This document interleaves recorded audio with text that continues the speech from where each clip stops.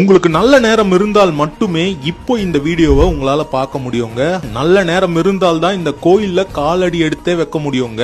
இந்த கோயில் கும்பகோணத்துல இருந்து காரைக்கால் போற வழியில இருக்கிற திருப்பாம்புரம் ஊர்ல இருக்கிற பாம்புரநாத திருக்கோயிலுங்க. சேஷபுரீஸ்வரர்னும் இவருக்கு பேர் இருக்கு. 1000 ஆண்டுகளுக்கு மேல் பழமையான கோயில். நாகங்கள் வணங்கிய சிவபெருமான் தான் இந்த பாம்புரநாதருங்க. இங்க வணங்கிதான் பாம்புகளுக்கு விஷ சக்தி கிடைச்சிருக்காங்க. இன்றளவும் இங்க நாகங்கள் வந்து சிவபெருமானை வழிபடுதுங்க. சித்தர்கள் இங்க நாக எந்திரங்களை பிரதிஷ்டை செய்திருக்காங்க. அதனால இந்த கோயிலுக்கு வர பக்தர்களுடைய அனைத்து தோஷங்களும் நிவர்த்தி ஆகுதாங்க. நாகதோஷம், ராகுகேது தோஷத்துக்கு இந்த கோயில்ல சிறப்பு பரிகாரங்கள் நடைபெறுதுங்க. அது மட்டும் இல்லாம வேற எந்த கோயிலும் இல்லாத அளவுக்கு ராகுவும் கேதுவும் ஒரே உடல்ல இங்க காட்சி தராங்க.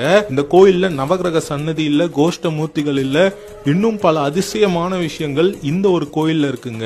ஜாதக ரீதியா நமக்கு கெட்ட நேரம் நடந்ததுன்னா இந்த கோயிலுக்குள்ள வர முடியாது. நமக்கு கெட்ட நேரம் முடிஞ்சு நல்ல நேரம் ஆரம்பிச்சா மட்டும்தான் இந்த ஸ்தலத்துல வந்து இந்த சுவாமியை தரிசனம் பண்ண முடியும். நல்ல நேரம் இருந்தால் மட்டுமே இந்த கோயிலை பத்தியும் தெரிஞ்சுக்க முடியும், இந்த கோயிலுக்கும் வர முடியுமாங்க. இன்னும் இந்த கோயிலை பத்தியான முழு விவரம் கொண்ட வீடியோ கணேஷ் ராகவ் சேனல்ல இருக்குங்க, போய் பாருங்க.